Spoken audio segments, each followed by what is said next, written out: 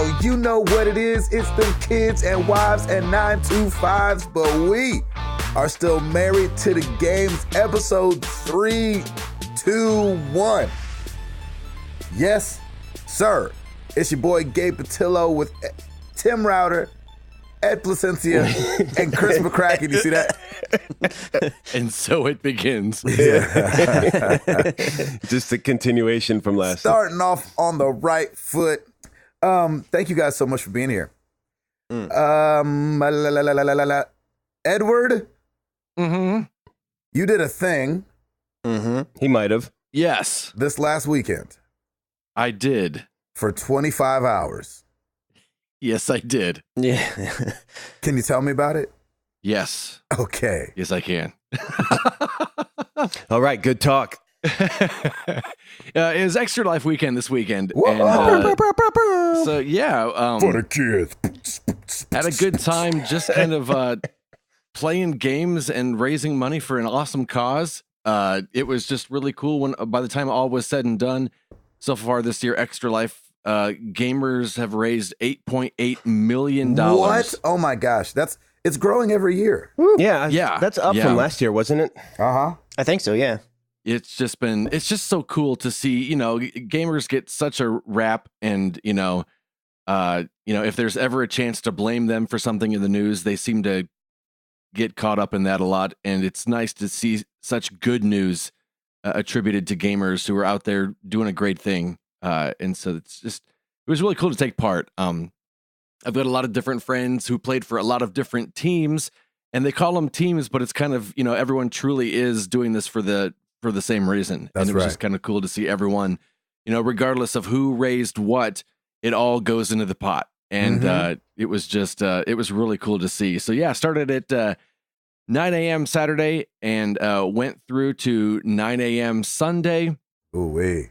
And people asked if I had a schedule. A lot of people have, I'm playing this from this time to this time. And I said no, mostly because I knew I was going to play Jackbox. And I was like, if Jackbox is popping, we're just going to keep playing. Mhm. And yeah, man. so we played Jackbox for 13 and a half hours straight. My God. That is so awesome. Jeez. Insane.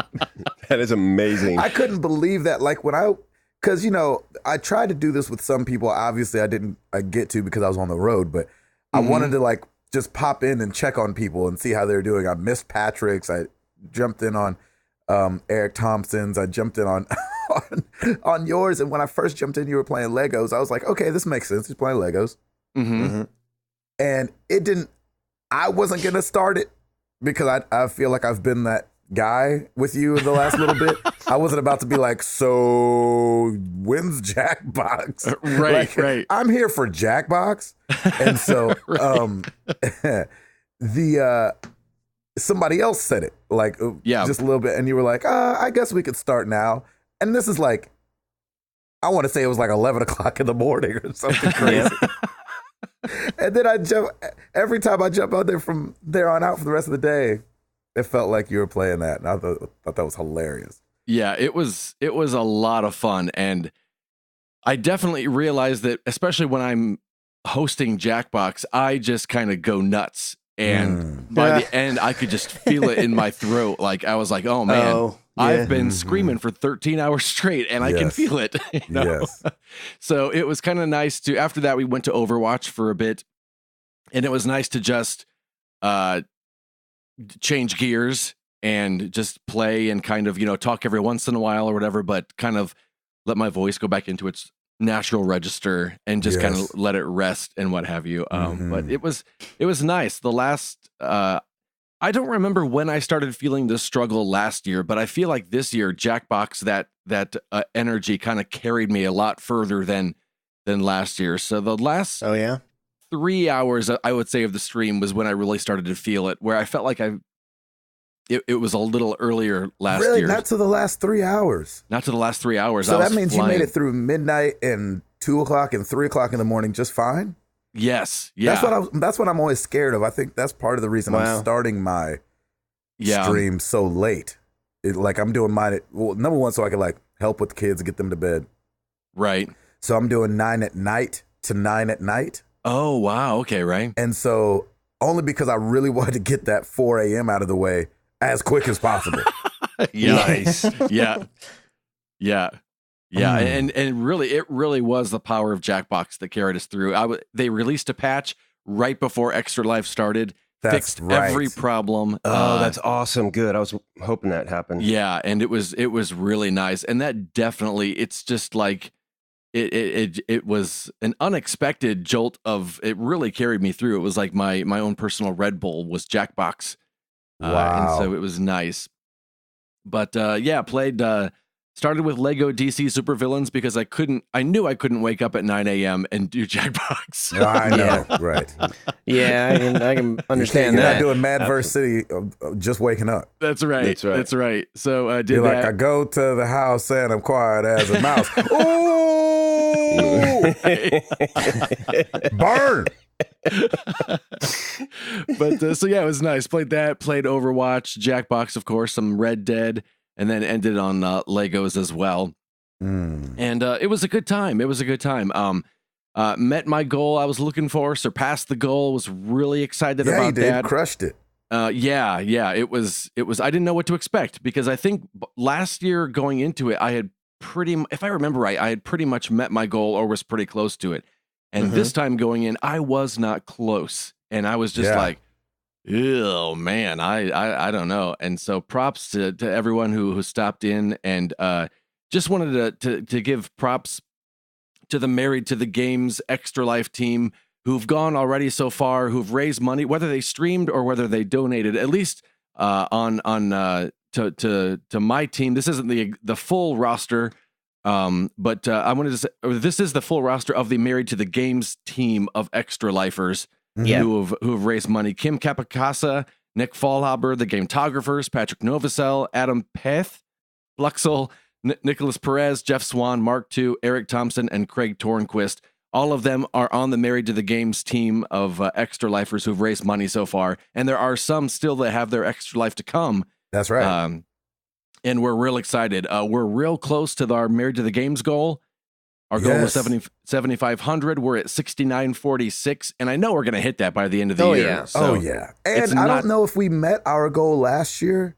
Like, I feel like we came like $100 short last year or something like that. Is that right? And our goal last year was $5,000. Right. And so it's already improvement. Oh, yeah. Because I remember when Eric Thompson was like, I think we should up the goal this year. I was like, we didn't hit the last one. Like, why on earth? You have to hit a goal before you up a goal, right? I know, right? Exactly. Is that how math works? That's usually how that goes. Yeah, before starting a race, like, we're going to make this race a little longer. And you're like, I couldn't finish that 5K, so I think I'll do an ultra marathon next year. There we go. Exactly. Iron Man, here we come. Exactly. Right. But it's a testament to Couch to Iron Man. Right. It's a testament to Eric and Leadership. yeah. And then also the people raising money, man. Adam, I mean, is coming through and he's winning right now. And so like a beast. Yeah. And he said his godmother gave a pretty substantial amount. I think she like donated like $1,000 or something crazy. Oh my Wow. God. But even without that, he still did amazing. Yeah, he did. Wow. Yeah. So, Yes. I want to say like he's killing it, but he had this big one. It's like, even without it, he still did really good. Right. So Definitely. he looks like he is number one in the running for that hoodie right now. Because Yes. remember that's how we're lining it out, first, second, and third, replacing obviously us and Eric Thompson. So the Gametographers can each take a sliver of a shirt, I guess. That's right. And it'll be a good time, man. Yeah. Ed, I'm so glad you did it, buddy. Yeah, man. You did awesome. You're super so proud good of you, at that. dude. Jeez, Yeah, man. you It are, was man. fun. It was fun. We had a good time. It was just a really encouraging to see. I was telling Sarah where last year the bulk of the people that donated to my page were people that I knew in real life. Yes. You know, Facebook friends for the most part, the people I'd crossed paths with and spent time with in real life. This year, I think 2 people are people I knew from real life. Everyone else are people I met through the community or through the Twitch community. Yes. And it was, I mean, considering that's 26 to 2, it's people that it's really cool. And just to kind of be reminded again, what an amazing community we have. And So what an amazing cool. community that you're bubbling up on Twitch as well.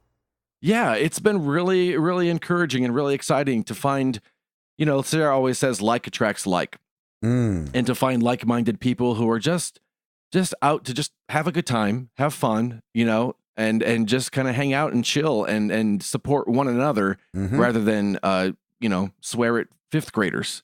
Right. So Yes. it's been really, really nice. Were you ever in there alone? Were you ever by yourself? No. That's crazy. That's really cool. I think my average viewer count was right around 30. And so that's amazing, dude. That's perfect. That is not going to be how it is for me. I know that. I feel like That's rough. probably 70% of the time when I did the 12 hours a couple years ago, it's like, and I'm still here by myself. Yeah, what's up? Start talking to sock puppets. It's like, how you? And I'm doing fine. Yeah, gotta And get something again, going. I blame Jackbox on that. That just because people play along, and That's right. that's why I had kind of put off playing Overwatch for so long, because when I play Overwatch, I'm just staring at the screen playing Overwatch, and breathing. I'm not very good at communicating with the chat like a lot of people are. That's just not, and especially those playing on a PC, it's a lot easier for them.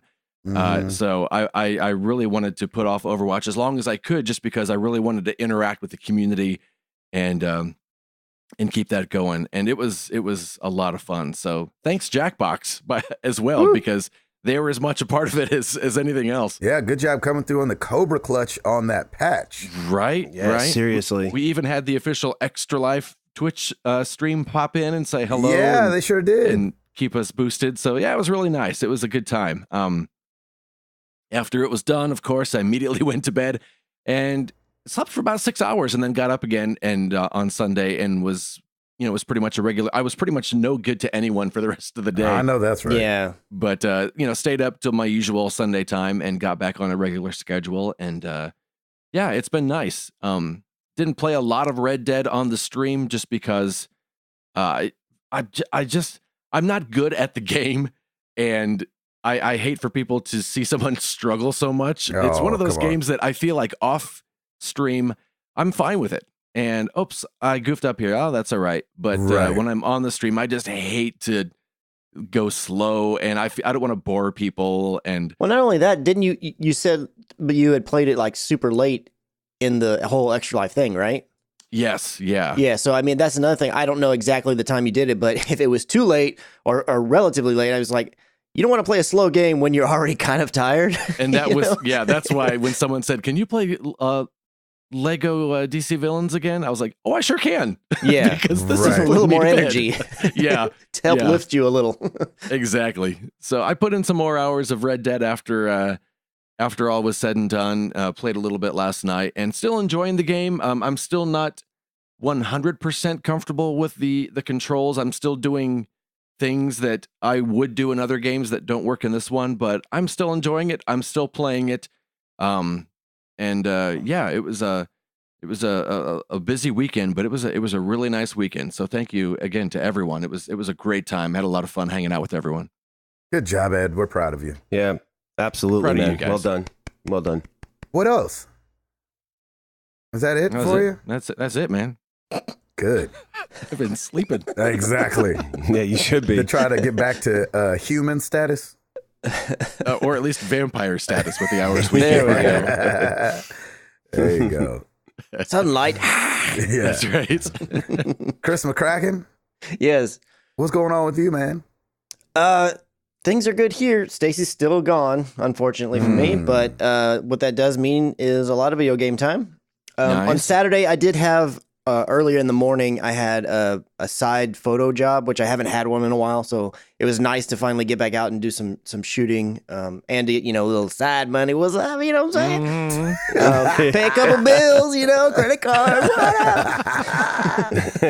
So that was nice. That's gosh. actually why because I wanted to jump in and watch Ed for a lot. I wanted to have just his stream going on most of the day, and I ended up not getting in there until sometime in the midday or afternoon or whatever. And when I jumped in, he was already moved on to the Jackbox stuff, and I finally got to see what this whole robot rap battle, whatever it's called, Gosh, that was was about. so First City. funny. And Yes. I was watching it for a little bit, a couple of games or so, and I was like, oh, this really does look like fun. And I just, to be silly, I just jumped up in the chat and play another round and I'll destroy, just jacking around. And then I made it into the next game and then I won it. So I was like, yeah, what's up? Did. That's right. That was awesome. But that, I've totally got to say, that is a ton of fun. Not just to play, because I only played it the one round. Or actually, I think I played it one other time later on during the stream. But just watching it, because I watched way more than I played, it was a lot of fun. I really enjoyed that. So I'm glad that, like you said, it got patched and it didn't screw up and didn't prevent you from playing it anymore, so that I could actually see what it was all about. So that was awesome. I definitely checked in on Ed throughout the day, and then I remember when I woke up on Sunday, I woke up fairly early, and I checked it on Ed, and he's playing the Lego, and he's like, "Oh yeah, this bike's hard to ride," and I'm like, "Oh yeah, he's getting close to the end of that stream." And I was like, "Oh man, good job, good on you, man," because I don't even know how I don't think I could do it, honestly, the full 24 or 25 hours really. You couldn't play Metal Gear for 25 hours? Here's the deal.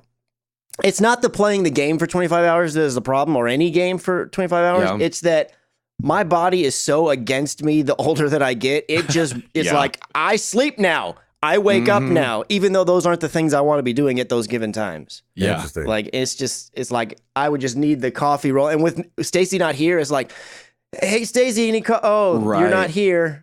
Yeah. Let's pause the stream for a minute while I go brew some coffee.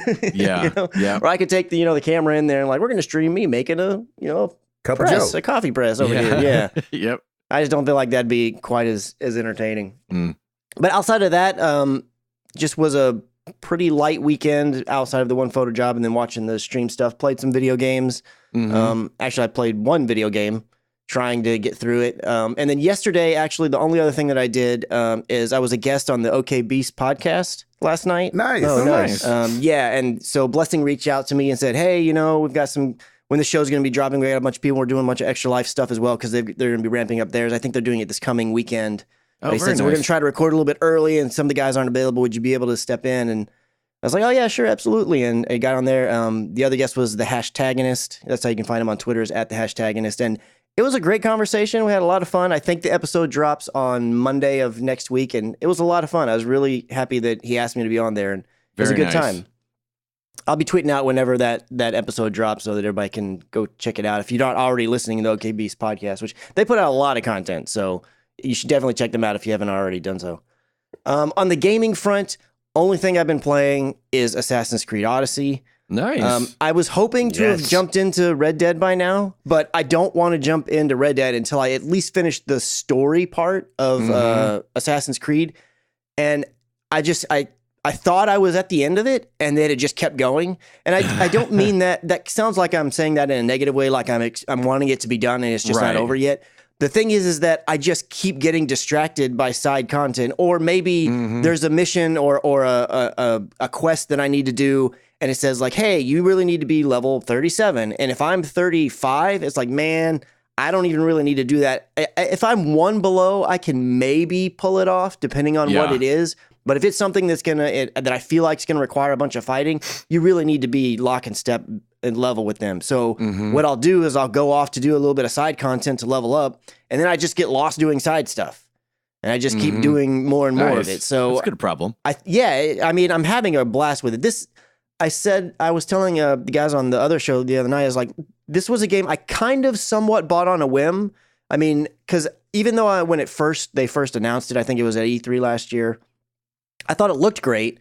And I was like, yeah, that's a possible game I might go ahead and get. But I wasn't like over the moon about it. What kind of pushed me to get it was, one, my goal of playing 10 2018 games. And it's like, well, I need to fill in one. So here, let's get this. And then two, it's because PSN had a deal going on at the time where like, hey, if you buy at least 2 of these games out of this list, you'll get like $15 credit back in your account like in November or whatever. And one of them was Odyssey. So I was like, okay, let's go ahead and get this one. Oh, nice. And I've been completely happily surprised with the game. How much I've enjoyed it. I mean, it will probably be in my top 5 end of the year. Nice, man. So yeah, I'm really, really happy with it. I don't know for sure how. I feel like I'm knocking on the door of completing the main story part of it. But there's still so much left to do. I think the last time I was on the podcast, I said, oh, I've still got like 30% of the map uncovered. I think I still have like 25%. Like there's still a bunch of it that I haven't touched. And I don't know if it's going to be simply side content, or if I don't know that the quest or the main story is going to make me hit every area. If it is, then I still have a lot to go. But I could see it being the case where there's probably 4 or 5 islands where, hey, you really don't ever even go here unless you just want to continue all this side stuff. So we'll just have to kind of see where it goes. But I'm hoping to finish it out this week. And then next podcast, I'll have some thoughts finally on Red Dead. I'm hoping to have had the time to jump in maybe this coming weekend or so. I'm glad you're enjoying Assassin's Creed so much. Yeah, I am too. Yeah, me too, man. Yeah, that makes me happy. Really did surprise me how much I'm enjoying it. Good. Yeah. Because you didn't play Origins, right? No, I did not. Okay. And I thought the thing about Origins is like, man, it'd be really cool to climb like the Sphinx or the pyramids. But outside of that, I was like, man, I really don't want to be looking at a drab desert for 60 hours or whatever it is. That was the main like barrier to entry for me. And so when this one was like, oh, it's kind of the new style of Assassin's Creed, but yet it's really colorful and all this other stuff, I was like, okay, well, that I can kind of get into. Mm-hmm. Plus, the whole credit situation that was going on and my goal was like, all right, I need to jump on in. And I'm really, really happy that I did. Good. That's awesome. Nice. Yeah. Router. What's going on? What to do with you? Piper's topic of the week is the Nutcracker. I went and saw that last night, and she really, really loved it. It was actually it was a really good movie. It's one of those when Disney's putting out the Nutcracker, and you're like, okay, what are they going to do now? But it's a really interesting take on it. And it's like a new one, a new version of it. Yeah, it's a new version of it. I didn't even realize. I didn't see the old version. Right? No. Well, I mean, you've probably seen the ballet before, though, haven't you? Around the holidays. Nah, Doc. Okay. Don't. I don't even know what it. I didn't even know it was about anything. I didn't know. I thought it was like a dance or something. Yeah, it barely is. Oh, yeah, okay. this one's different. But yeah, I mean, we went with some of her friends, and she really enjoyed it. They were off from school yesterday because of election day and parent teacher conferences. Oh, okay. Yeah, I remember still going to school on election day. Back in the day. But I think what happens now is a lot of schools are now voting polls. So they close. That's why I know a lot of places now, they give the kids off for election day, which is fine. And that worked out great. So she had a nice play date with her friend Lily. And then we went and saw the Nutcracker. It was a good time. She also got to say hi to Mr. Ed during his stream. She was very excited to nice. Before we went to bed on Saturday night, we just checked in with him real quick, and so she wanted to say hi to Mr. Ed, and then she woke up right before you were about to sign off, and so we were there for the ending when he signed off, and just saying congratulations to him, and so she was very excited. That was nice. Yeah, it was really nice, and it's been this past weekend was pretty crazy. Lauren has just been on a rampage right now at the store. The store's just picked up. She's gotten a bunch of balloon installs where she does these balloon garlands. And so she's just been, this past weekend's been crazy. And this week she's doing something down at the Marriott in downtown where they're doing some convention. So it's like a 2-day job that she's got to put some things together. And then there's another room for the next day that they've got to put some stuff together.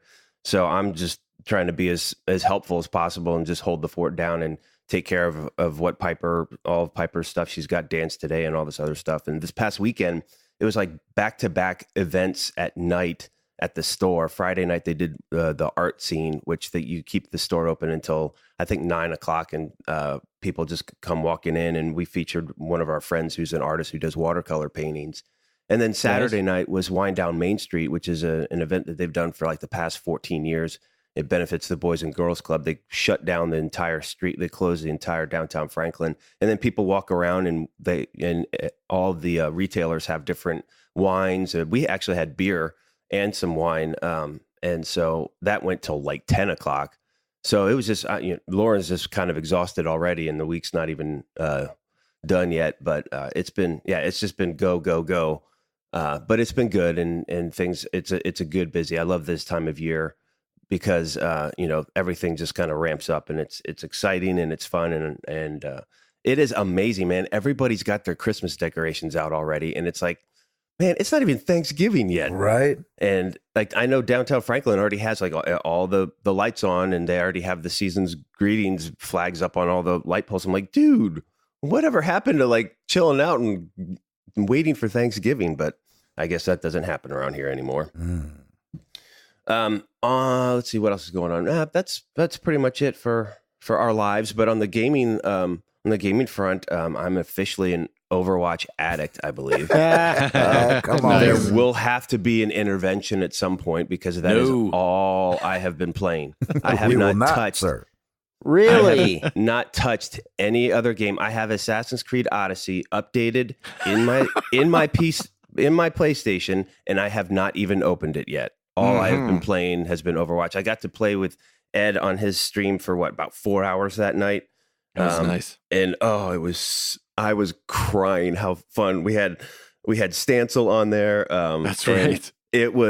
We were just camp spawning everybody, and it was absolutely hilarious. There were some moments I was just belly laughing. It was so fun. But it's just been great, man. And it's fun because Destiny was my first multiplayer experience ever with the community, and it was great, but I don't think like it really latched onto me like this game has. And this game, like this is my multiplayer experience that will never go away now because on Monday night I got to play with Lem. They usually do an Overwatch night, and that's so right. I was playing with Lem and Novacell Duke and Box Whetstone, Mondays.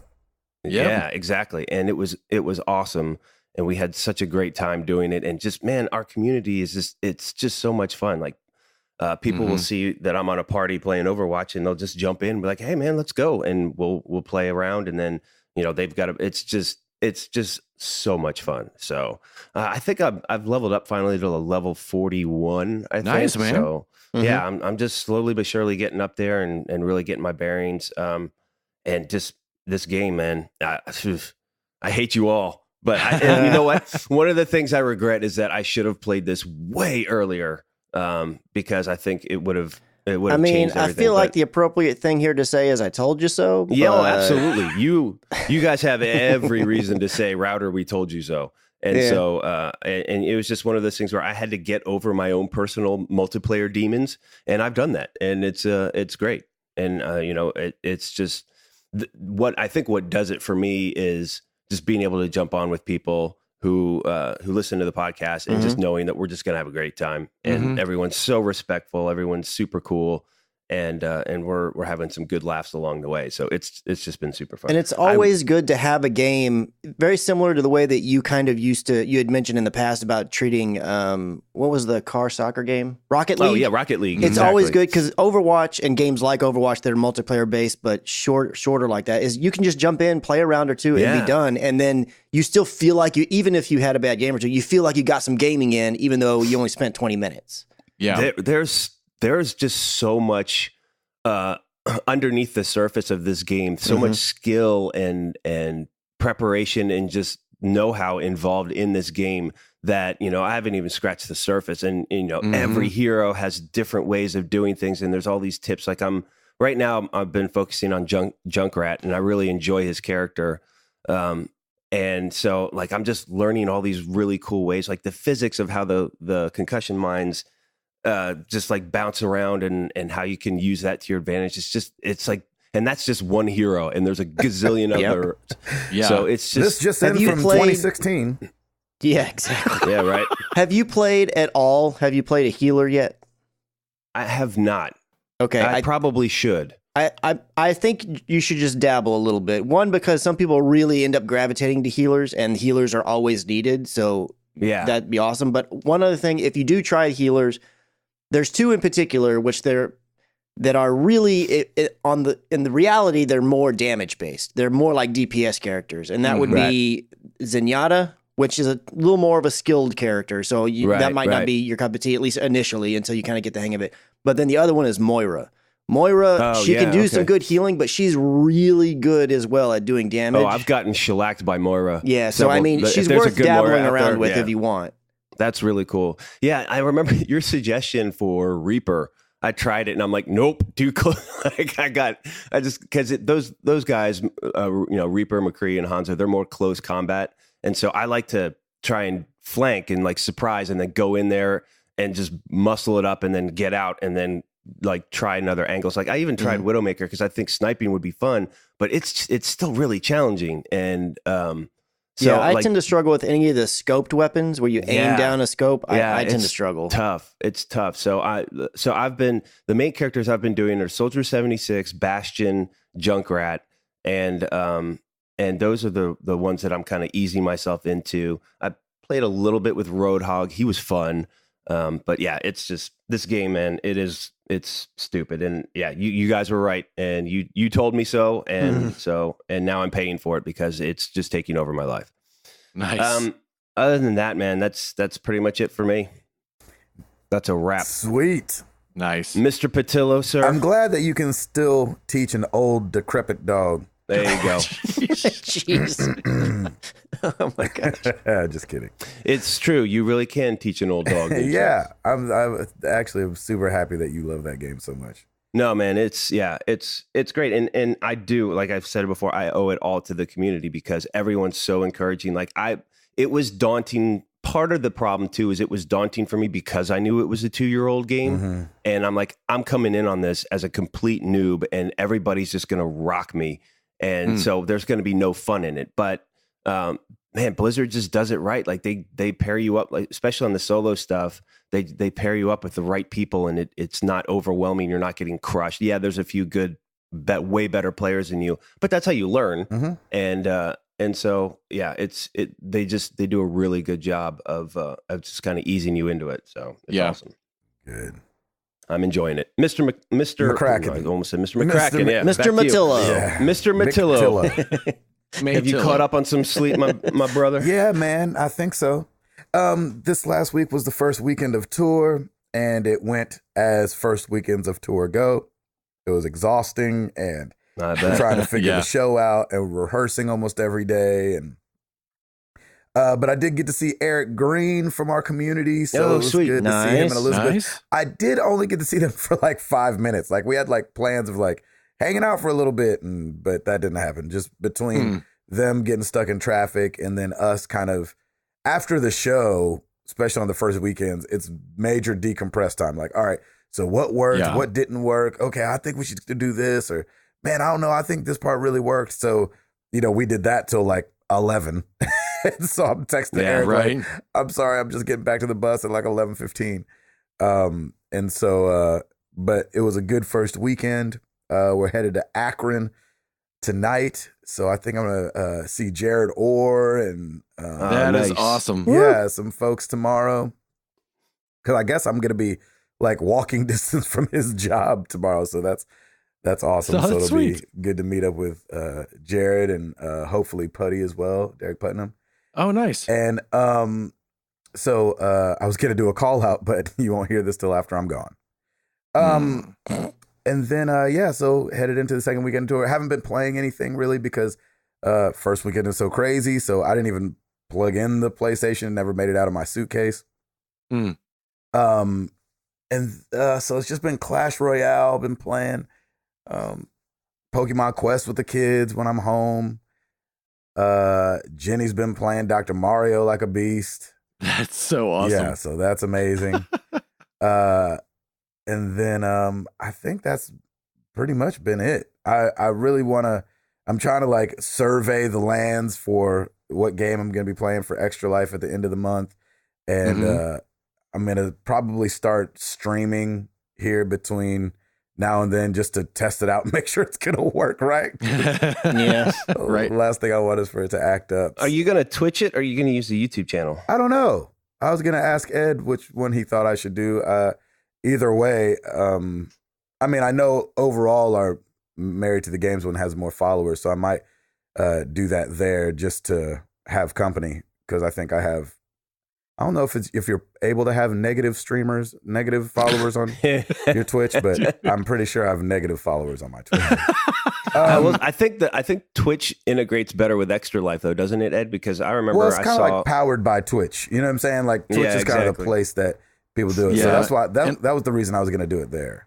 And I think Twitch does a better job. I think that's just where people go to watch live streaming. Yep. And so you have more of a chance of people, I think, stumbling upon you than you do over on YouTube. Yeah, exactly. And they've made it a little easier. I think this is the first year I remember seeing this where you can add your stream to your Extra Life page.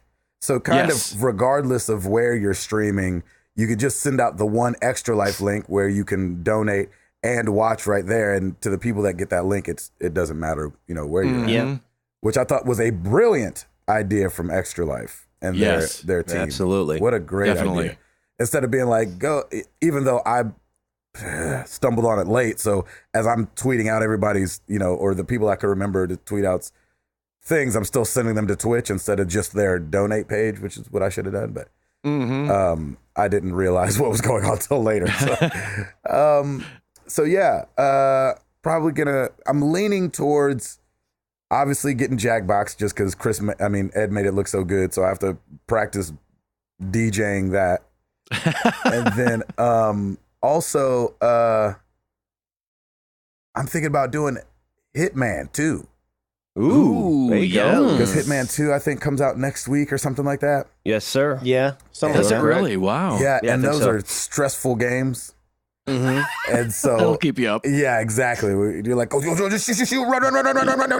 You're going to be very aware. That's for sure. Exactly. Your senses will be heightened. So I'm leaning towards those two so far. Obviously, when Jenny comes in, we'll play some Dr. Mario together. So that'll be fun, just to have her out here and things like this. And I think that's about it. Router. Yes. You got it? Yes. Well, let's do it!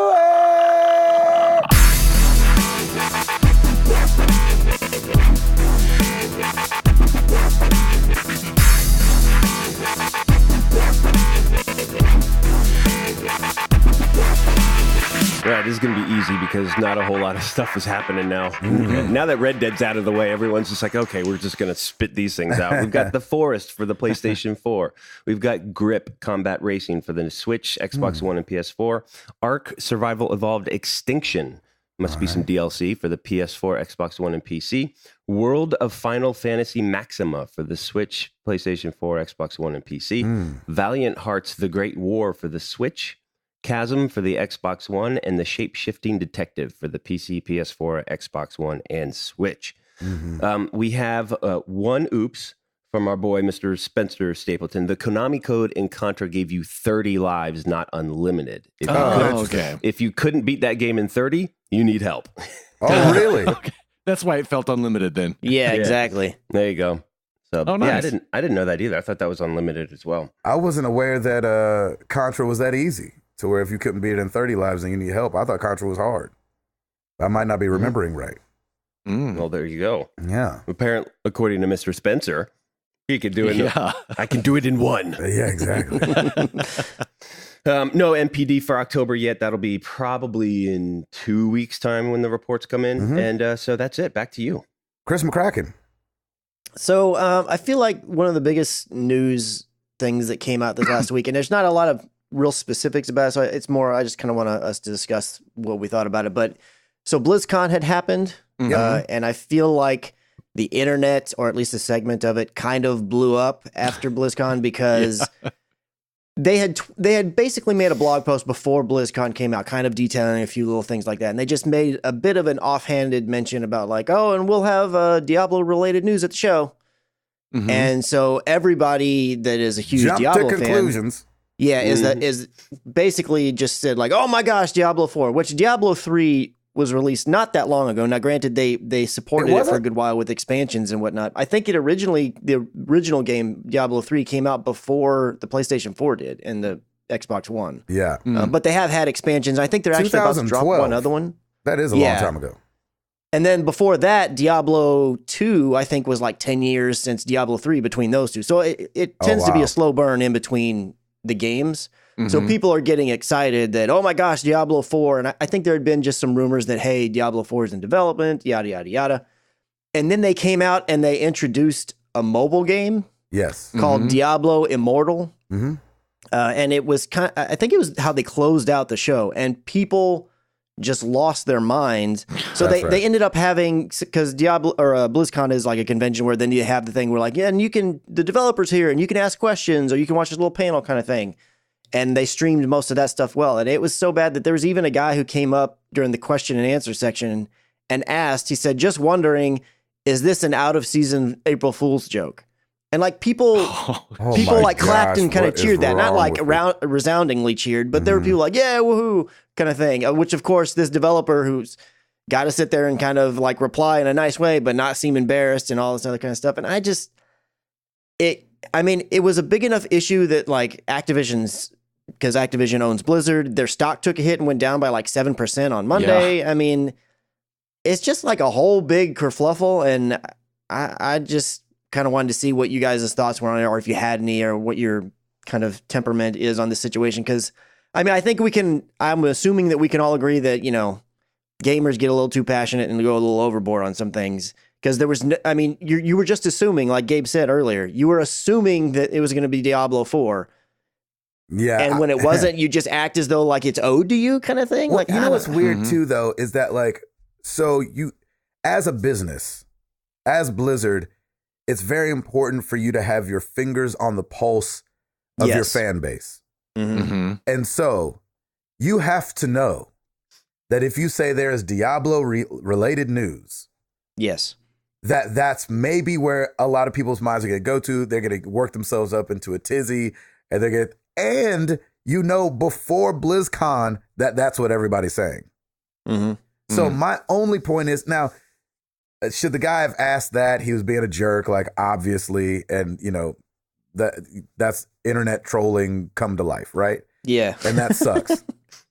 However, as Blizzard, I think you should know not to close with something like that.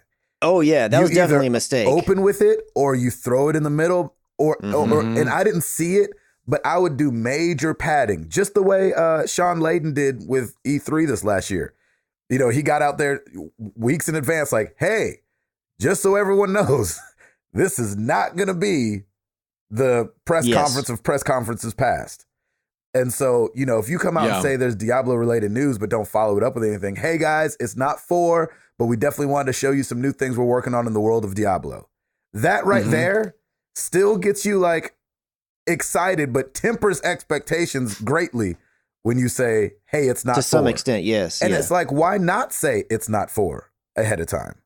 And so I'd like to not blame only Blizzard for this, but I feel like it's a lot of Blizzard's fault for not being too clear and not knowing how their fan base would react.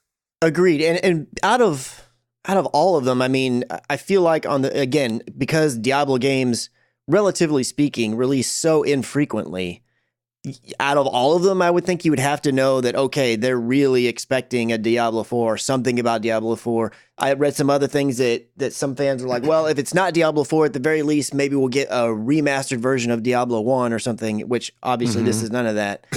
And they're partnering with a Chinese company called NetEase, which, as I understand it, kind of made like a Diablo ripoff, and all they're doing is officially Diablo skinning that game in a way. No, come on. So it's like, yes, I totally agree. Like, how can you be so tone deaf to know that this is going to be a dud of a show ender? I totally agree with that. But at the same time, something really rubs me the wrong way. Because like, I can get passionate. Like I took huge issue with like Konami when they just destroyed Metal Gear and you know, threw Kojima under the bus and all this other kind of stuff like that. But I'm not, like, I can't imagine going to a panel and asking a question like, yo, is this an April Fool's joke? With these people that are up there that are really like working hard to try to make this thing, whether or not you like it or not. It's just, I just hate the lack of civility in it. I mean, I'm all for you expressing that, hey, I'm disappointed, or I'm upset, or I'm a little angry about this thing. But it's like, there's a way to do it and get your point across that maybe somebody will actually take in. When you say trolly stuff like this, like, nobody's going to pay you any mind. That's not going to get you to your result. You know what's interesting, though, Chris? Because I agree with you, but I feel like we're not, in this country, I can't speak for any other country, but in this country, we have not set a good example as we've just passed voting day. Yeah. You know what I'm saying? Like, people definitely don't treat other people like people anymore. These commercials are crazy. They're the worst blah, blah, blah ever. Could you imagine having, and you're like, this is somebody with a family. Like, their children are going to see this commercial.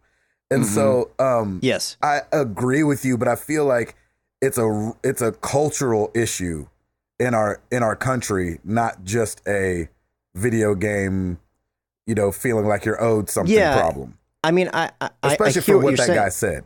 Yeah, and I hear what you're saying, and I'm not going to disagree with that sentiment, but it's like at some point I was like, okay, we need to start righting this ship. We need to start turning it back to where it needs to be, where let's just have some semblance of civility here. I agree. I mean, again, I am all for debate. I am all for, hearing both sides. I'm the guy who constantly comes out here and says, like, look, when it comes to political things, like I follow so many different channels, YouTube channels and web pages and things on Facebook that are both sides of the aisle, let's say, because I want to hear both sides. I don't want to always come at it as like, nope, what I want is right, and I'm just going to believe that, and I'm only going to live in this echo chamber. Yeah.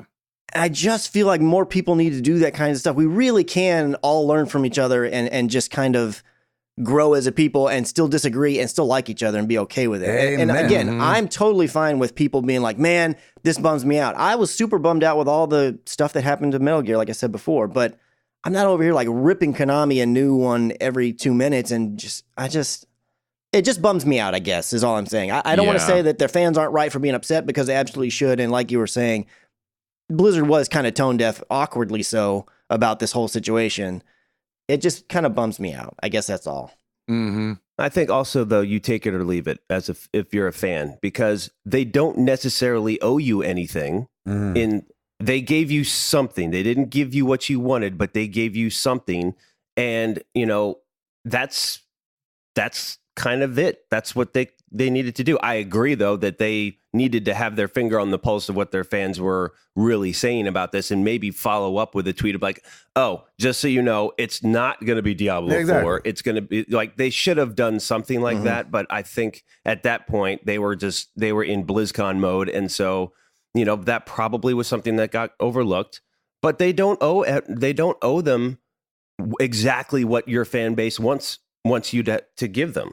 And, we see that a lot with E3, with these press conferences. We expect something to be said about this, and this game, but we may not get it. And that's just kind of how it goes, guys. Just sit back and be patient, play other games for now. And, they're still providing you with a ton of other content, but if it's not the one that you exactly wanted, you know what? Just kind of take it or leave it. But I don't think you need to go after them for it and say, is this some sort of April Fool's joke? That's not right. But yeah, get your finger on the pulse of your fans and just, I think they will learn from this and have learned from it. And so hopefully it won't happen again. And I think they came out and actually did confirm, kind of to go more to Gabe's point from earlier, they mentioned something after the fact, after all the fallout, days later they confirmed like, we do have multiple Diablo things in the works. And that's like all they left it at. It's like, well, then say that at the thing. Be like, hey, we're working on some Diablo stuff and we're so excited for what you to see in the future. But for now, what we're going to talk about is this. Yeah, I mean, you could have saved yourself a headache. Just a simple one sentence right before you get rolling. At least there'd have been something there, like Gabe said. Did they not pad it beforehand, saying it's not going to be huge news? They're never going to say that. I don't think they said anything in person, but that one blog post, I think that they tried to downplay and be like, hey, we'll have some Diablo-related news. I think that was their way of trying to set the expectation. It just wasn't well executed, in my opinion. Right. But yeah. Staying with BlizzCon, we got Overwatch news. Which is very fun. We got a new character.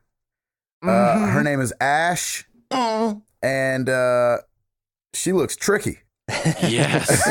That's going to be a whole new thing to get used to.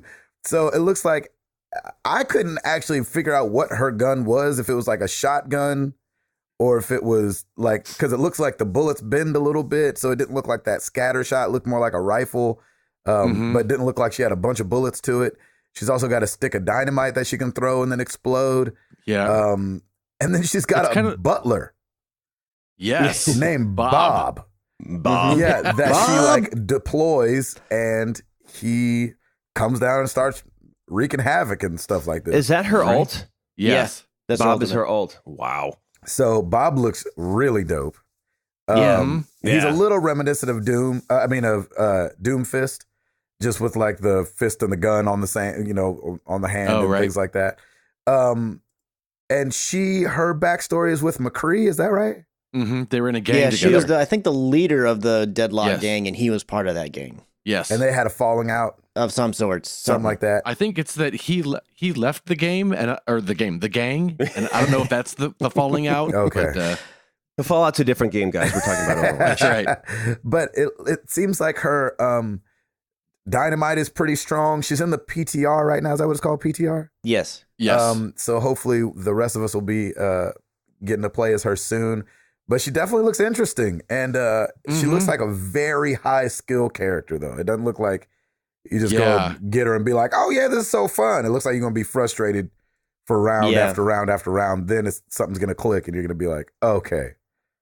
It looks like they take like the skills of a bunch of different characters and give them to her, like the shotgun of like a Reaper, but the sniping of an Ana, and the concussion blast of a Pharah, and just all different types of people that it's going to be interesting to see what people do with her. Yeah, just on the outside looking in, I feel like, man, I'm not going to be able to do well with her, but I'm totally excited to try. Yeah, it's interesting because the way her gun is, they're still calling her anti-air. So it seems like, all the things I read were like, watch out, Pharah. But then like when I see her shooter gun, it doesn't necessarily look like that. I still think like Soldier is the best defense for Pharah, but we'll see. If it looks like if it's from the hip shooting, it's more of like a shotgun type. But if you're scoped, then that's when it gets really precise and does major damage. Interesting. Huh. Yeah. Well, your gun's kind of like the rifleman. It's got that cock down after you boot, and then you pull that lever kind of thing. Or that has that animation she does. It's not a birdshot spread kind of thing, right? It's an actual bullet, so it's more rifle. When you aim down the scope, it is an actual bullet, I think. Yeah. I don't, like Ed was saying, I think hip fire, I think it maybe spreads a bit. I'm not sure. Yeah. I haven't had a ton of time to really look at all of her stuff, but I'm excited. Yes. That's the one thing, we were talking earlier about how we really love Overwatch and they do so much right. The one area where if they were like, Chris, what do you think we could improve on? Which they wouldn't ask me. But I'd be like, hey, how about you guys do a little bit more on the lore side? Because like you're asking us all these questions like, oh, are they the game? It's like, well, we think so. Right. It's give us some more stuff either in game or like make a movie or just. I'm telling you, they got to have a movie coming out, right? They got to do something, man, because the lore in this game just seems so rich and you just get bits and pieces. Like, just give me a big bite-sized chunk of it. I wonder if we feel like it seems rich because it's bite-sized. Yeah, maybe. You know what I mean? Like, it's not all put together, so you kind of don't have to. It could be, yeah. You know what I mean? Maybe that's why they haven't done a big long animated thing, because they're like, oh, they might not we're have still it all figuring it tied out. together yet. Yeah, exactly. Exactly. Like, we got to tie in all these characters. Yeah. She also can shoot down at the ground and boost herself into the air. Yeah, which is another Pharah thing. Yeah, which is very Pharah. So, man, we shall see soon and very soon. Chris, what else you got? So sticking with BlizzCon and the Overwatch news, Lucio-Os are going to be a real thing. I can't believe which it. is the cereal. I've been using that as my Lucio spray in the game forever. It's just this little spray of a cereal box where he's like eating it. It says Lucio-Os. Yep. And they're actually bringing it out. They put a tweet and they had a little video, and I was like, "Oh, this is just like a gag, right?" And then, but nope. It's going to be an actual thing.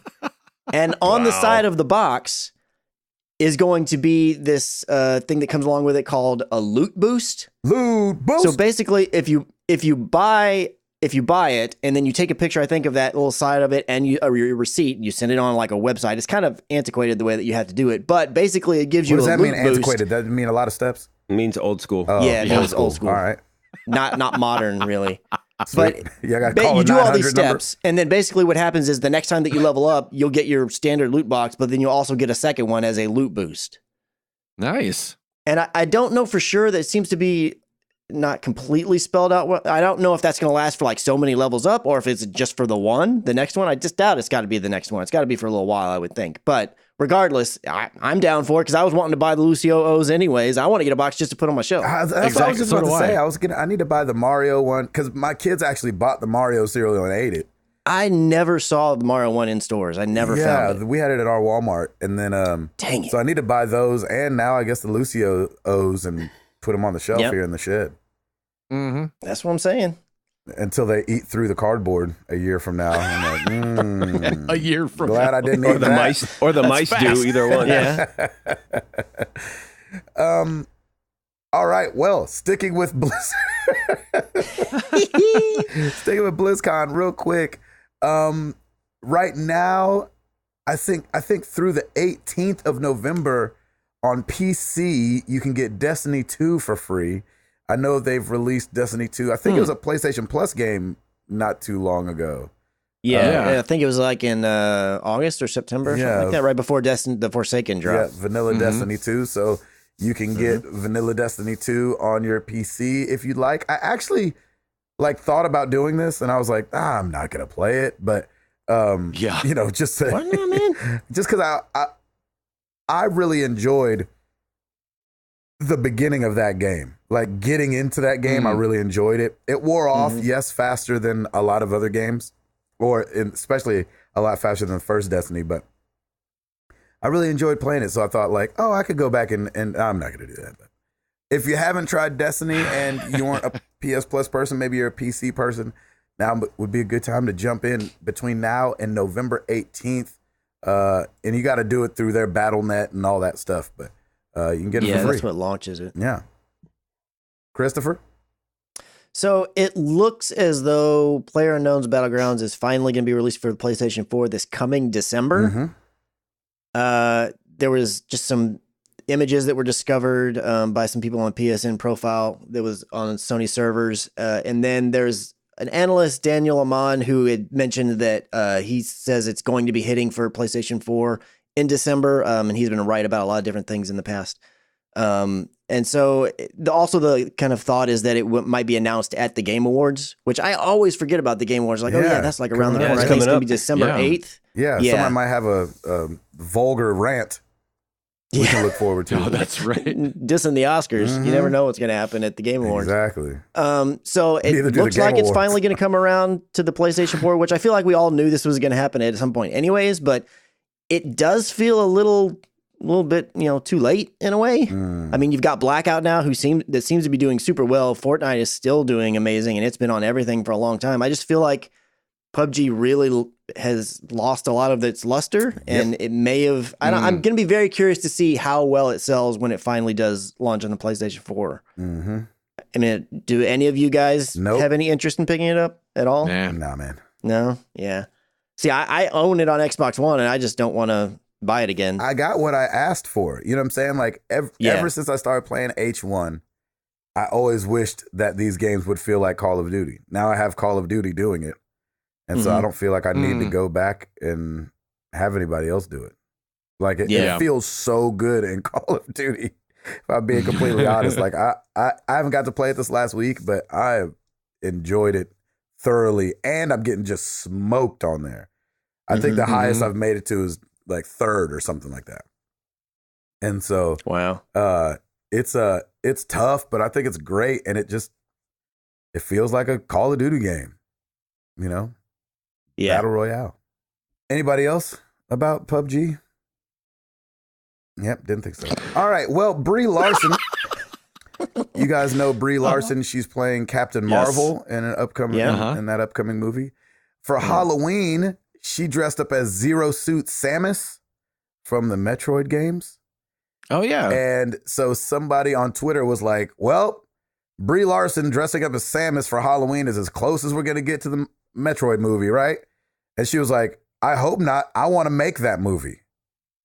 Wow. And so it's kind of nice. We know that sometimes when actors say that they want to play things like Henry Cavill, that it ends up happening. Well, this is going to suck.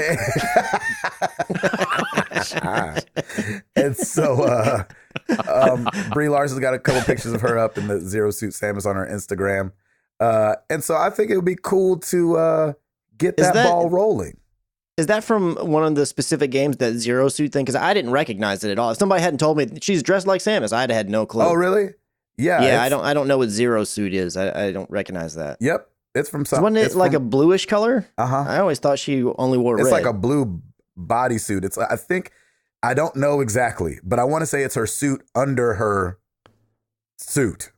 Like her like big mechanical suit. Yeah, like the suit you put on, and then you put on the metal suit on top of that. That's right. That's what I'm guessing. I have no idea, but I think that's what that is. Because it's skin tight, and In Smash Brothers, I think you could actually fight with her in that suit. She was called Zero Suit Samus. Oh, okay. But again, I don't know my Metroid lore or anything like that. But that's what I would guess. But I would love to see Metroid get a workup. It obviously, I have a love-hate relationship with video game movies, and if Brie Larson was in it in this way, then that means that it would be a, what do you call it, live action? Mm-hmm. And so that's scary as well. But it's gonna be hard to make that actual Metroid suit look. There's a lot of obstacles right there going on.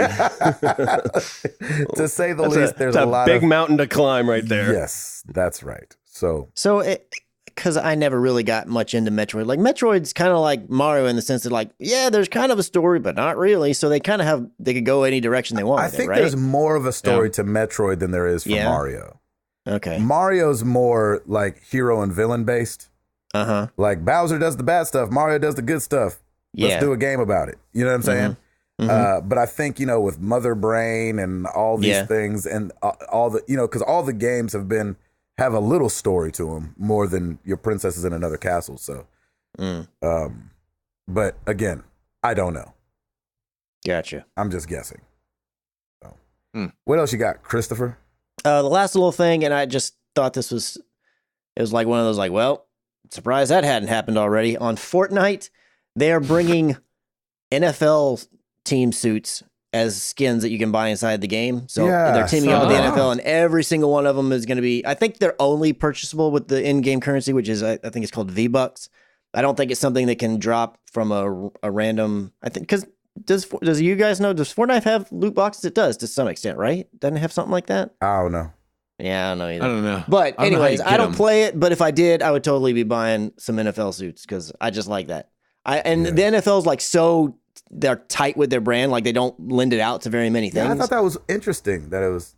Yeah, they got the license. And I think they said like in one of their press releases, or whatever, the NFL was like, look, not only is this game like super huge, but like even a ton of our players like doing it. So we decided to team up with, like, of course, NFL is teaming up with the biggest game in gaming right now, Fortnite. Right, so it makes total sense. But I was kind of like, hey, I don't play that game, but if I did, I'd like this. Yes. I mean, speaking of, just as a side note, Harley Quinn and Joker came to PUBG. Yeah. And Joker's getting drugged for how he looks in that game. Oh, does he really? Oh, people are like, that looks terrible. Because it's the Suicide Squad Joker. So, well, it's also the Suicide Squad Harley Quinn, too. So it makes sense that they'd stick with that theme, I guess. Yes, but to me, Harley Quinn doesn't look that different in Suicide Squad from what I would think Harley Quinn would look like, where Joker looks very different. Yeah. True. And so, and then that Joker already doesn't have a great following. Yeah. That's true. So it's like you're taking the worst of the things and being like, let's put it in our thing. People are like, oh, you shouldn't have done that. Interesting. I didn't hate that Joker. I mean, it's not like my favorite by any means, but I didn't hate it as much as some people seem to. Was it your least favorite? No. It wouldn't be my least favorite. Who was your least favorite Joker? My least favorite, I know some people are gonna rip me for this, but was the original one that was in the original 60s series. What's his name? Oh, really? Yeah, only because it just always annoyed me that he refused to shave his mustache, so he put white paint over the mustache. Yes. And it just drove me up a wall. That is funny. So true. That's a good observation. So That's a really good observation. I just could never get past that. I was like, dude, I could see your mustache. Yeah, shave, dude. So I don't think I ever that makes noticed him my that. least favorite. Ed, you didn't? I don't think I did. You His didn't upper know? lip looked like he had a surgery done on it or something like that. Like I gotta look that up now because what the heck was his name? I forget his name. How in the world? Frank Gorshin was the Riddler, right? Cesar Romero. Yes, Cesar Romero, because he was like a big. Well, I don't know how big, but he was kind of like gosh. a How sexy did I like guy not that people see really that? liked him or whatever, and he refused to shave his mustache because he wanted it to be in everything else he did, kind of thing. That's hilarious. How did I never notice this? I cannot believe you I of know. all people. That's so funny. Yes, it always looks so bad. That is so funny. Wow. Yeah, so I just could never get past that. Mm-hmm. Even though his character, was fine, especially for the time, Right. Yeah. Yes. What else you got, Chris? I'm out. I'm out too. That actually, the Suicide Squad tie-in thing was one of my last ones that I had, and There you you go. set it up nicely. Yeah. Edward, Yes, sir. what did you got going on? What you got for us? Well, over on YouTube, I've got my entire Extra Life stream is up over there. So That's if you missed right. anything, you go check that out. Are they all in one or are they broken up? They're broken up. Yeah. There you go. Yeah. So they're labeled by what time the it started. Each stream started. So you can go directly to 4 a.m. Go directly to tired. That's right. And then also the ending of Lego Harry Potter Year 7 is up there as well. That's brand new. Mm-hmm. We've got the top 10 YouTube videos of the month of October. Ooh. So starting at number 10, Watch Dogs 2 Part 6, bottom dollar complete. Number 9, Welcome to the Family, Shadow of the Tomb Raider Part 1. Really? Yeah. Nice. You're doing the month. I like this. The month. Yes. Good job, Edward. Number 8, Hue Part 5 Red. Nothing else changes. Number Oh, 7, okay. Hue Oh, Part 7 well. Yellow. Number 6, Gabe and Chris react to The Last of Us Part 2. Troll. Number 5, Hue Part 10 University. Number 4, Hue Part 4 Pink. Number 3, Ori and the Blind Forest Part 14 Thornfelt Swamp. Mm-hmm. Number 2, Hue Part 11 Ending. Number 1, Watch Dogs 2 Part 19 Paint Job. There are still people commenting on that Watch Dogs 2 video saying, hey, you got to do this. And I'm like, seriously? It's not live. Yeah, exactly. Just in case you went back and watched that and missed all the other comments that said the exact same thing. Yeah. We've got no new iTunes reviews this week. And that is that in a nutshell. Nice. Thank you, Edward. Yeah. You're welcome. Well, every week we ask you guys a question. Last week was no different. We asked you, what's your favorite cheat code? Favorite cheat code, starting over on Facebook, because that's where I'm at. Eric Cruisin, Control-Shift-C, Rosebud. The Sims back in the day. Ha ha. I don't know what that did. Rosebud? Wow, I remember that was a thing now with The Sims, and I don't remember what it did. I don't remember either. Robert Darrell Good Jr. I'm sorry. Robert Darrell Good Jr. There you go. That's the proper pronunciation. That's the proper pronunciation. There was a code you could turn on in the first Spider-Man game for the N64 that made silly things happen, like the angry dialogue between J. Jonah Jameson and Scorpion that you hear in the background of one mission becomes a ridiculously dramatic game of Marco Polo. Didn't change the difficulty at all, but it made a very linear game worth playing back through just for the surprise laughs. That's funny. Ben Palmer, IDDQD, God mode for the original Doom on PC back in 1993. I can remember posting the code on the campus BBS's at UMass. Wow. I love that. Jeff Swan said Jurassic Park for the Genesis. Jurassic Park. Typing the password NYUK You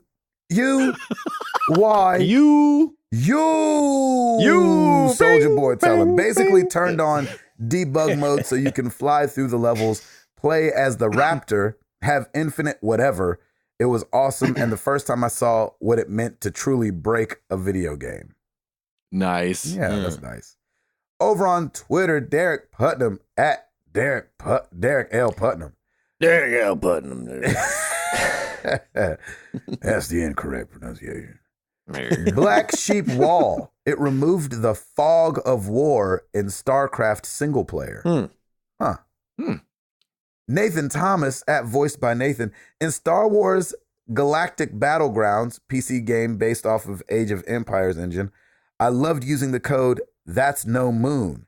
It spawned a Death Star for you and moved around the map, and when it fired, it wiped out the whole ground area in the screen view. Geez. Wow. Oh, geez. That's awesome. I like this answer. The Sarge says ABACABB. Just so we knew what his favorite cheat code was. There we go. Over on Discordia, Hollywood Bones. Ed, can you do it? Sorry, I can't do it as good as you. You just did it, man. It was awesome. Oh. Hollywood Boys.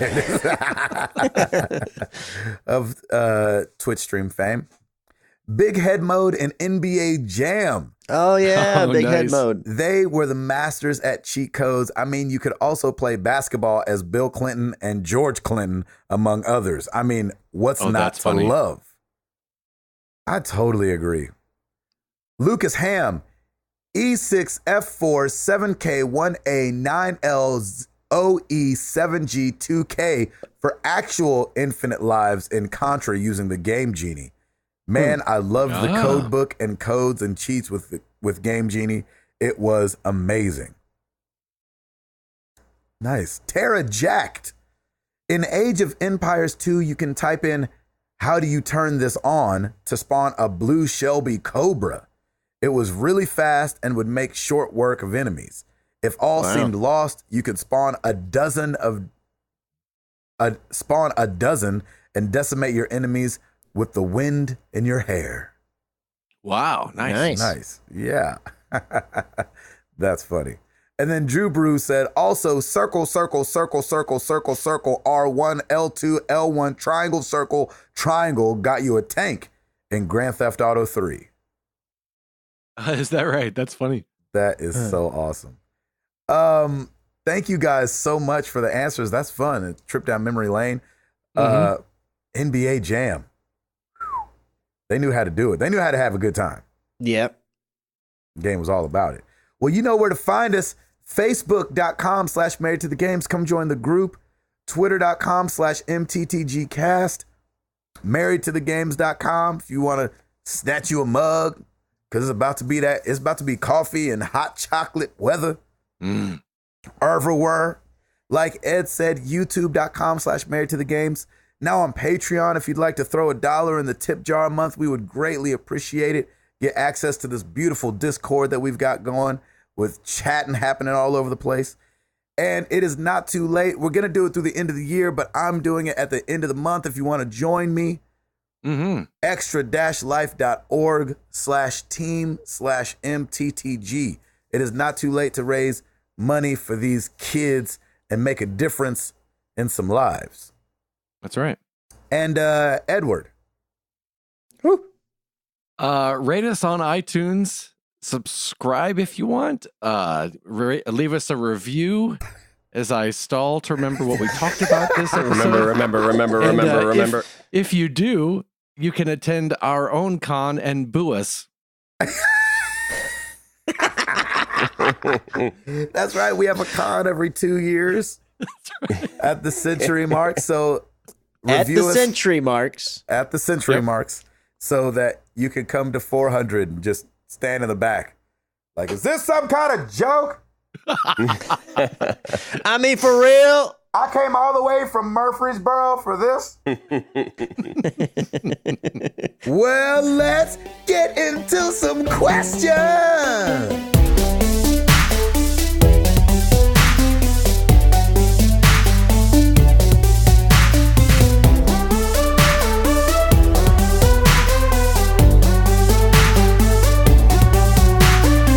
We're going to start with Discord. We're going to start with Calm Fury.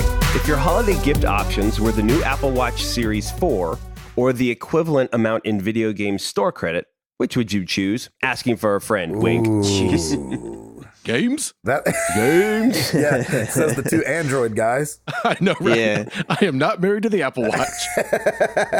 No, sir. Not when it's about to be outdated, right? When it comes out. I know, That's true. right? I'm going video game store credit, and I have an Apple Watch. Christopher? I would probably end up going video game store credit as well.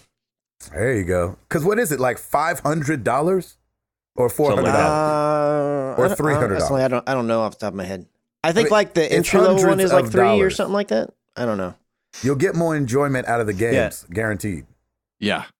Well, it depends what you're into. It depends on what you're into. I'm not saying for me, but I'm saying because the health benefits and the things that not benefits, but the health like stuff, the tracking things and all that. If you're really into fitness, it's actually the best Apple Watch you could get. But depends on what the person's into. Yes. Nah, I'm Neither still of going those video things sound games. like enjoyment to me. Well, again, but you're not into that, so That's true. All right, that's good. Thank you, Calm Fury, for that. VP B Butters, what's the plan for hashtag MTTGCon 350? Every century mark. It's going to be at MTTG 400. There you go. That's right. We'll celebrate both. The plan is we will each be in our separate homes recording this podcast. Exactly. Unless I just happen to be somewhere like Chicago. That's right. Yeah, That's right. Where we had a huge meetup last time I was there. Yeah, man. That's awesome. And we can call that the unofficial con of There you MTTG 350. There you go. All right, Jared Orr, what games are you most looking forward to in 2019? Sekiro Shadows Die Twice is my most anticipated. It looks like Bloodborne crossed with Spider-Man. What was the question? What games are you most looking forward to in 2019? Oh, yeah, Last of Us. Yeah, of course. Yeah. But if it's not, if that can't be the answer, then But that's coming out next week, so yeah, That's true. That's right. if that can't be the answer, then Last of Us Part 2. there you go. When does Ghost of Tsushima come out? Is that next year? Have they announced? I don't think we have a release date for that. Yeah, that's the funny thing. We don't even know what's coming out in I feel like 2019 yet everything because nobody's really made a huge announcement. Yeah. I say that, the thing I'm looking forward to the most is February 22nd. Yeah, that's exactly. true. I think That's true. right now of the known games that are for sure coming out next year, I feel like the one I'm at least the most anticipating the most is probably Anthem. Oh, right. Oh, yeah. Is that next year?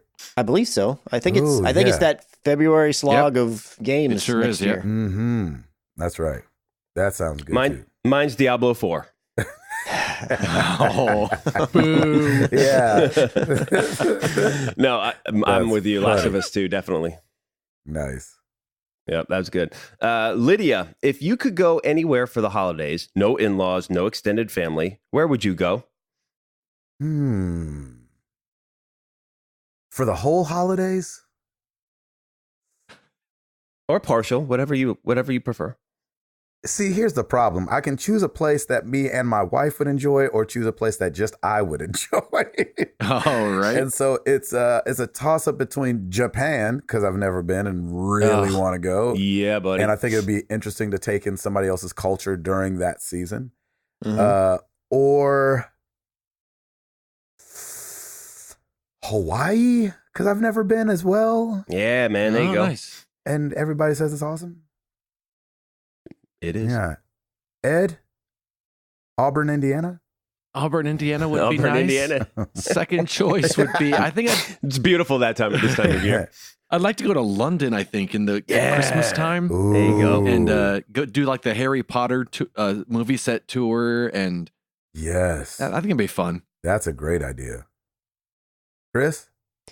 My initial reaction is to say New York, because I've never been there, and I just feel like it would look nice. super In the pretty. holidays, I yeah. don't know if that's a total disaster because maybe it's way too crazy during that time. I'm not sure. It's the same. Yeah. Okay. Well, then there you It's go. New York.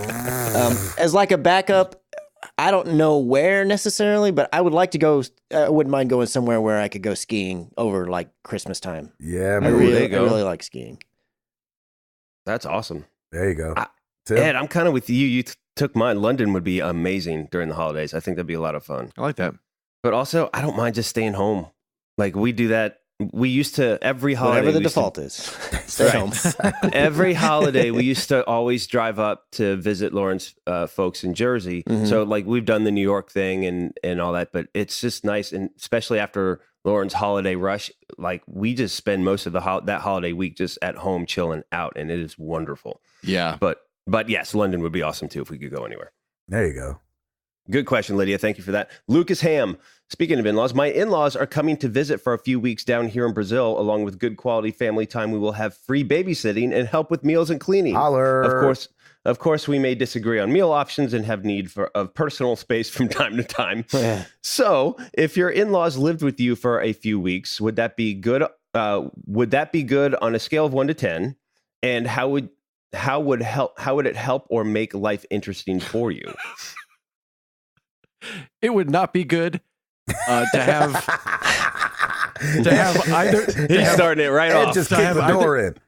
to have either Sarah's parents there or mine, because they're both divorced and they all hate each other. Oh my gosh. Wow. Jeez Louise. Oh my gosh. So a scale of 1 to 10, you would be -10. That's right. I would be that negative scale would be Oh, that's awesome. tested out. Yeah. So both of our moms work.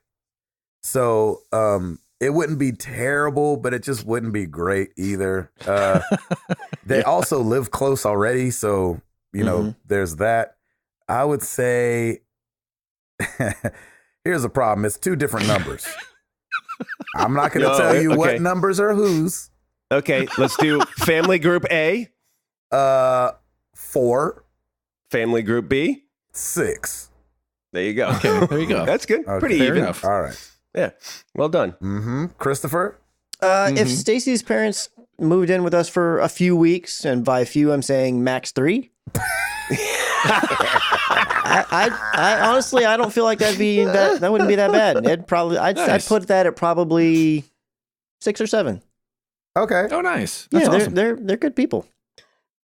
I have actually done both with my in-laws. Yeah, you both have. They have stayed with us, and I stayed with them. And on a scale of 1 to 10, it is a hot 10 because they are awesome. Nice. And when we lived with them, I called it the golden months because there was no mortgage, there was no rent. And when we came home from work, Mom would always be like, I made something for you if you want it. And it was always delicious and amazing.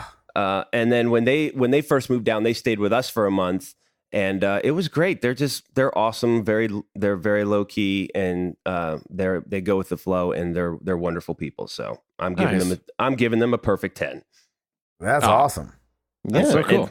Because they listen to the podcast and all. Exactly. I was about to say. All right. Facebook, Herman Scott. Sony says they don't want to name the next PlayStation 5, and ask the Married to the Games crew to give it a special name. What would you name it? Go wild. PlayStation Cinco. I'm just kidding.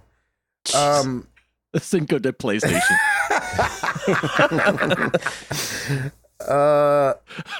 The next, Play McPlaystation 5. yeah. Yeah. The Ocho. The Ocho. Oh my gosh. Oh, that's perfect. PlayStation, the Ocho. Yeah, the Ocho. Oh my God, that's great. Adam. That is really funny. Cortana with a K. Oh, yeah. I mean, we're all putting out gold. Yeah, I don't right even here. freaking know. Like, why not call it the PlayStation 5? Like, I understand what the problem is. Like, make this easier on the consumer. It's all hypothetical. Oh, I thought he was saying that they actually said they didn't want to name it. Yeah, they actually it's asked just- you, Gabe. They want to know. No, I know they weren't asking us, but I thought he was saying like in a half question, half fact. Yeah. They don't want to name it the PlayStation 5. reality. I Yes. see. I say I have no idea. Chris, you got anything? The PlayStation 35. Hey. Like Bread Fan 35. There you go. An Oh, ode to me. nice. I'd do like a PlayStation Ultra or something like that. Like if that was the final, I don't know. I mean, Yeah. it's obviously not going to be the final console, but I mean, if this is going to have all the bells and whistles, something like that would be fine. Yeah. I want to just call it Akira. Hey. It's All right, something there you go. completely different, but something that kind of was dope, but was a long time ago, so they can use it. Exactly. PlayStation 1X1. Yeah, exactly. The 10-1-10. That's right. 10-1-10. The PlayStation 515. Oh, we got The PlayStation 305. 305. There you go. Yeah. Jeez. All right, Sean Chalner, Assassin's Creed Origins and Red Dead Redemption are some of my favorite games. I was looking forward to and bought Odyssey and Red Dead 2, but am finding the scope of both to be a turnoff. As an older gamer now with wife and kids, I don't have the time I used to, and shorter or mindless games, Diablo 3, have become preferable for me. Long games, yay or nay? I I feel you. I mean, in that feel him situation, yeah, I mean, long games, because then you forget, like, especially if there's a period of time where you can't game and then you forget things. And I'm still a big fan of long games because I can still game. Where's my horse? I forget things. Oh, man. Yeah, I'm still a big fan of long games because I still have that hour in the morning that I can, most days that I can still play games because I kind of make the time to do it. And, not everybody can do that. And that's totally fine. But I mean, in your situation, yeah, I would say you would probably hate that. But I feel like it just gets, these games just get bigger and bigger. And it's not, that trend's probably going to stick around for a little while. Yeah. I would say longer games just because I feel like I'm getting my money's worth. Exactly what I was going to say. There you go. However, when it comes to just this year, one of my New Year's resolution was to beat 7 games, and so if I have 7 Red Deads looking at me, then that feels a bit daunting. But to know that there is some games out there that are going to be between 5 and 12 hours that are still going to give me a lot of, like Spider-Man. I have no idea how long it took me to beat that, but that wasn't that long of a game, and I really enjoyed my time in it. So there you go. I could make a case for either one, but I say, man, these guys that are making the Fallouts and Red Deads, I feel like, Blizzard too, with even, Diablo still is the long play, and with World of Warcraft and things like that just feel endless. Like, bring those on too, though, man. Those guys are really getting to stretch their legs with those kind of games and give you the good. So yeah, Edward, since yours was going to be similar, yeah, I definitely say yay. Even though I don't always have time, I would hate to say nay because that's right. It doesn't suit me. So yeah, I would definitely say yay. They're doing some great stuff. That's right. Christopher? There you go. I'm kind of down the middle as well. I love the not the replay value, but the bang for your buck that you get out of these really super long games. At the same time, I run into the same issue, and I don't even have children as you like as a air quotes here excuse, but like I run it whenever if I go into a game and I know, man, this game is going to be 60 to 100 hours just to complete it. It's like, man, that gets really daunting. And so I like that some games are that way that I'm interested in playing. I like having that option, but I'm glad that not every game is that way. I don't want, if every game that comes out in 2019 is an open world that's 80 to 100 hours, I will get way overwhelmed and be like, no, I can't do this. And what I like Assassin's Creed, for instance, I jumped into it not really knowing how long. I would have not expected that I'd be still going at it with almost 60 hours put in. But now I'm like, so I love it. And it's like, oh my gosh, yeah, this is so great. But if I had known going in, it may have kind of made me pause for a minute. Like, do I really want to get involved in this? Do I have the time for this kind of thing? So I'd almost rather, if it's going to be super long like that, I'd almost rather not know and just find it out pleasantly as I'm going and enjoying myself kind of thing. There you go. That makes sense. That's a good one. All right. Robert Darrell Good Jr. What is your most memorable / unexpected Halloween experience? Here's mine. This Halloween, I took my kids out trick-or-treating, and as we made our way around the neighborhood, we met a group of kids getting ready to do the same. My son called out to one of them, and it looked like the kids all knew each other, and when a couple of them broke off from the rest to go trick-or-treating with a woman who showed up there, they asked if they could all trick-or-treat together. So me and this woman figured the kids were friends from school, and we all had a good time hanging out together. Towards the end of the night, we heard them only just then asking each other's names as we walked behind them. And only then did we realize that we had been trick-or-treating with complete strangers the entire time. Oh my gosh. But we made some new friends and had a good laugh over it. That's awesome. That's hilarious. That's really cool. That's really cool. Yeah, that's just getting to know people. Yeah, exactly. Very cool. I would say that time we found a needle in our Snickers. I'm just kidding. Wow. Okay. A finger in my Dr. Pepper. Yeah, that did happen. Razor blade in my apple this year, and that is just the craziest thing ever. People need to. Yeah. Right. Everyone. Yeah. Chill. Go to church. That's right. Gosh, I don't really have. Yeah, surprising Halloween things. Mine was our Halloween party when you and Hall first met. That's what I was going to say. Like that would have had so much it. fun. I have good memories of, and not just that one, but I mean, you went to a few of them too, but just all of our Halloween parties were always so much fun. And it really just started, we just started one year putting a fire pit out and putting, chairs around and just all having dinner outside. And then it turned into this bigger thing. And I love it. I've always loved Halloween, and I want to get back to those times where we can throw some parties together, and it's so much fun. And for those that don't know what Router's alluding to, when we first started this podcast, it was me and two Tims. And so it was Tim Router and Tim Hall. And when we started the podcast, me and Hall had never met before. And so we had face to face. We had done, let's see, our birthday's in September. And then so we had done September and October. And then it wasn't till Halloween night that me and Hall actually met face to face. So it was awesome. That's what he's talking about. Yeah, it was awesome. It was like, hey, nice to meet you, even though I've been talking to you for the last 5 to 6 weeks. Hearing about your life. Yeah. Chris, you got any surprise Halloween things that happened? No. Halloween is one of those ones where I always feel like I have really fond memories, but like nothing crazy or really out of the ordinary happened.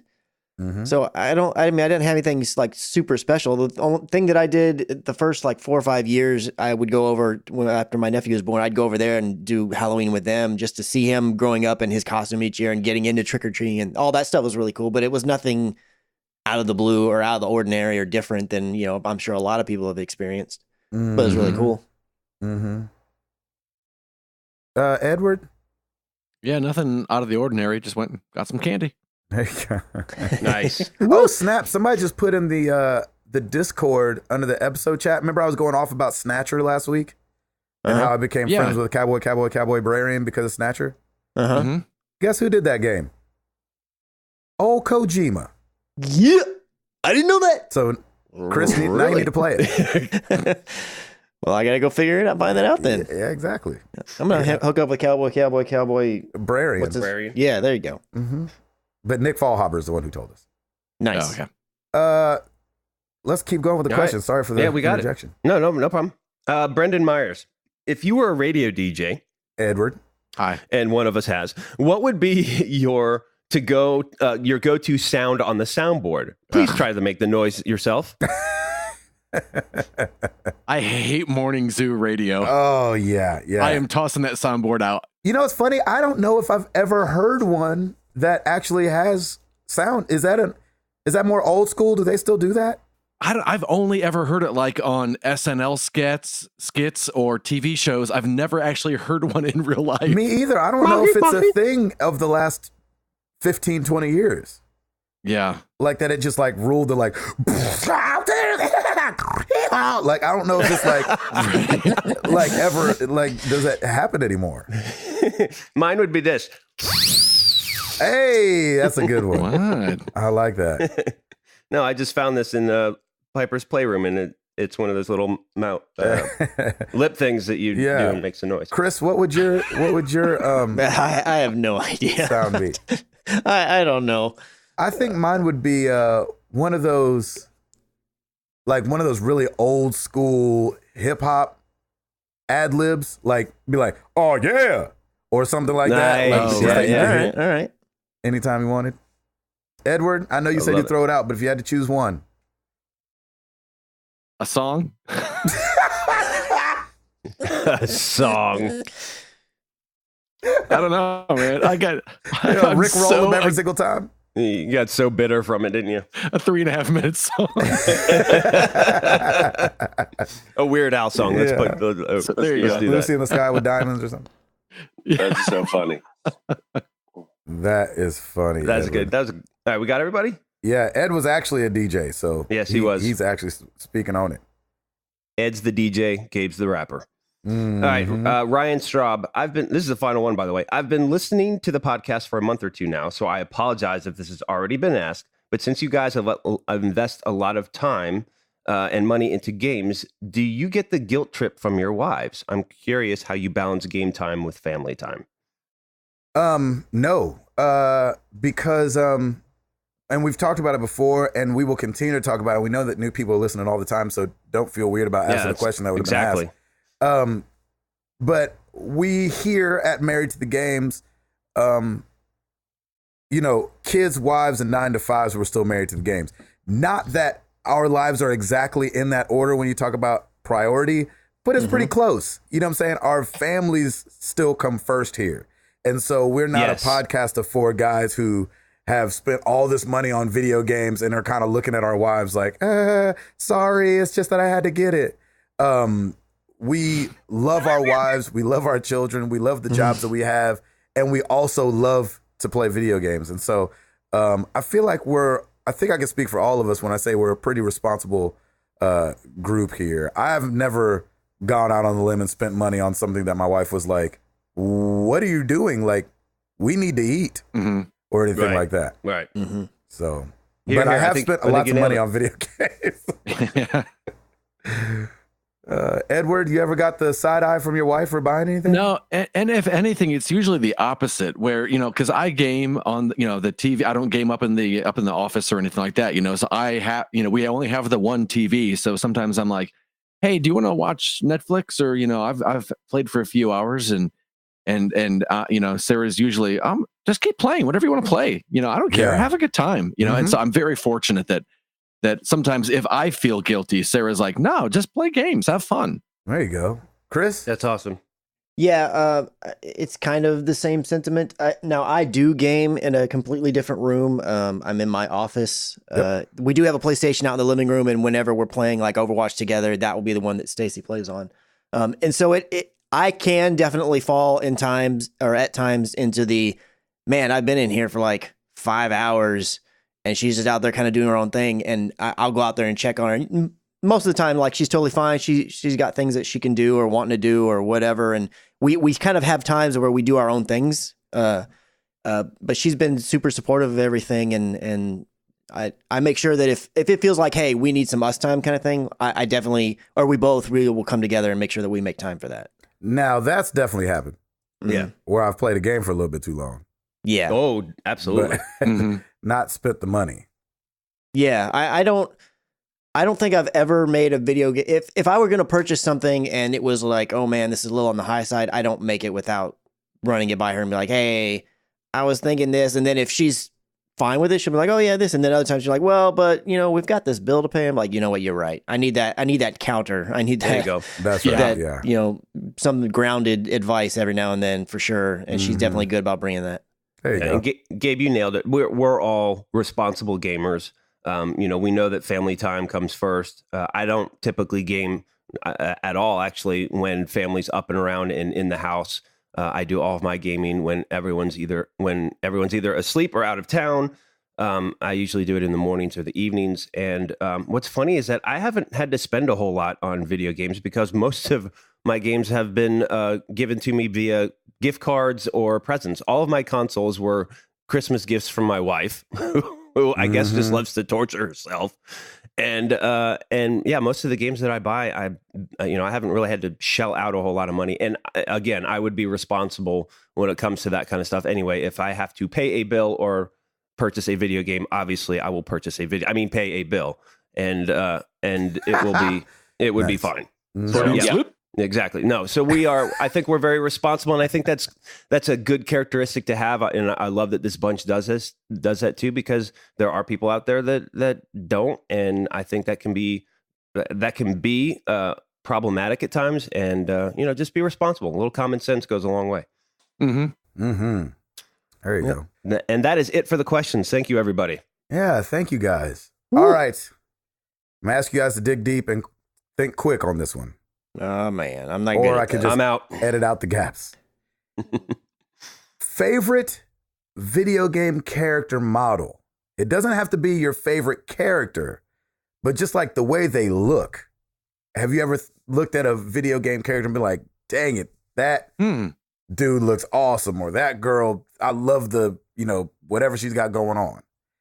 You guys have a favorite video game? I don't know why this question came to me, but for some reason, this is going to be really random.